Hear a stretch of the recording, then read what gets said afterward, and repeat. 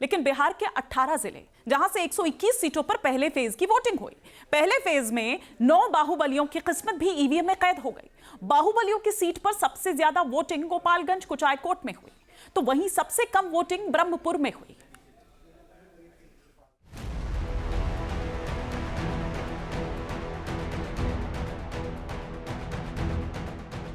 बिहार में पहले चरण की वोटिंग खत्म हो गई है। बिहार विधानसभा चुनाव में जिस सीट पर सभी की नजर टिकी थी, उस सीट पर भी वोटिंग पहले ही चरण में थी। मोकामा वो सीट जो सबसे ज्यादा चर्चा में है। यहाँ पर 2 बाहुबली आमने सामने हैं। जेडी की टिकट पर अनंत सिंह मैदान में है, तो वहीं आरजेडी की टिकट पर सूरजभान सिंह की पत्नी मैदान में है।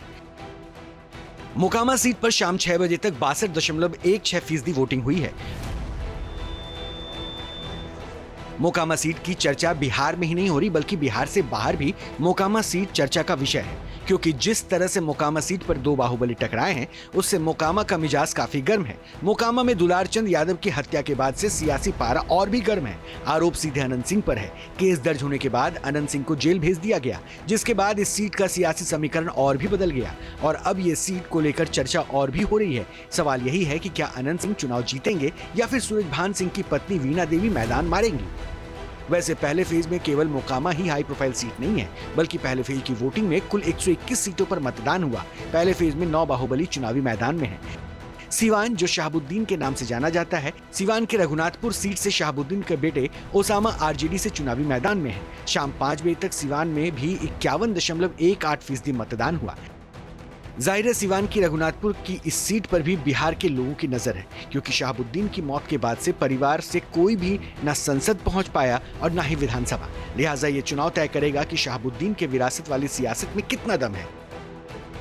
बिहार विधानसभा चुनाव में बाहुबलियों वाली सीट पर सबकी नजर है। बाहुबलियों वाली सीट पर सबसे ज्यादा गोपालगंज कुचायकोट में 65.57% वोट पड़े।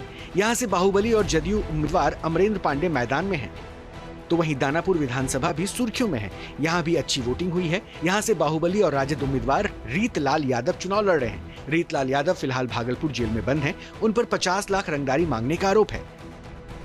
हुलास पांडे एलजेपी आर की टिकट से ब्रह्मपुर से चुनाव लड़ रहे हैं। वो बाहुबली सुनील पांडे के भाई हैं। सुनील पांडे बिहार के चर्चित बाहुबली में से एक हैं। इससे पहले हुलास पांडे 2020 में ब्रह्मपुर से चुनाव लड़ चुके थे, लेकिन वो हार गए थे। बाहुबलियों की सीट में सबसे कम वोटिंग ब्रह्मपुर में हुई है, जहां शाम 5 बजे तक 50.76% वोटिंग हुई।